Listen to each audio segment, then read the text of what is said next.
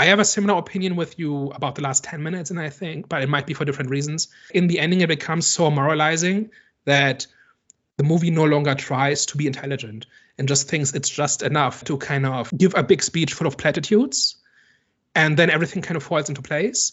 But we, like, at that point, we've had an hour and 50 minutes of realpolitik in the Vatican, right? The movie had promised me one kind of experience, and then it finished with a completely different kind of experience. I have an idea for how to rewrite Conclave to fix this. And it does not involve removing or changing Benitez at all.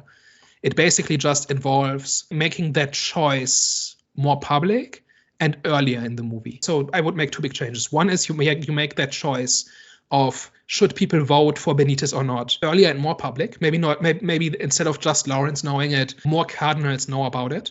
And they have to choose between their personal attitudes and the future of the church, right? So voting for somebody who they find objectionable for the good of the church, right? But essentially, right? And now and essentially those decisions determine whether or not Benitez still has the majority or not. Yeah.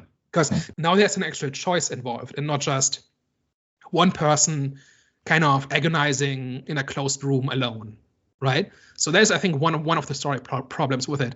And we have this whole scene where a couple of reformer cardinals are kind of standing like in the staircase, right? And they basically talk about pragmatism, right? About how important pragmatism is in politics. And then the second part of it is to make Benitez actually a good leader. And I think he has the ingredients for it, right? Because he has served in some of the most difficult congregations in the world, right? He's been in war-torn Congo, he's been in Iraq, and he's been in Afghanistan, right? So he knows what it's like to lead under difficult circumstances. We just never see him do it.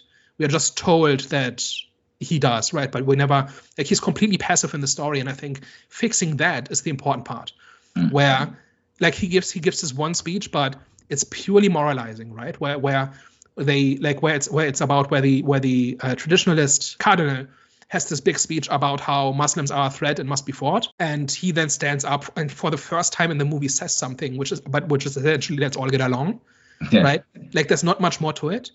And what if he actually is like a competent politician, right? Who knows how? Like the guy has worked under difficult circumstances, right? And he has worked with some not so nice people. And like, why don't we see how that has forged his political skills? So he can form alliances that nobody else can. But but at the same time, he can lead them towards good ideals or something, right? But actually show us him doing this instead of just having him be a fully formed saint that doesn't have to prove anything. And it makes him like the least interesting character in this entire movie. And it doesn't have to be this way. Like, what if he's the best candidate they've had in 100 years, but people will not vote for him because of what he is? Yeah. Like, that's an actual dilemma. Yeah. Now, and what if half the movie, like, what if like this becomes known? It's halfway at the 50% mark. And the second half is him trying to convince cardinals to switch their vote to Benitez. He needs 5 more votes, and we have to find those 5 cardinals, whatever, right? And like he's a competent leader by himself, and he's close to a majority. But then it becomes known that he's intersex, right? And now that is in danger. Now Lawrence has to scramble to build a new coalition.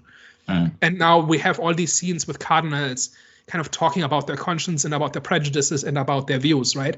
And about what the church should be and who should lead it and so on. Like, there's so much potential here for a more interesting story.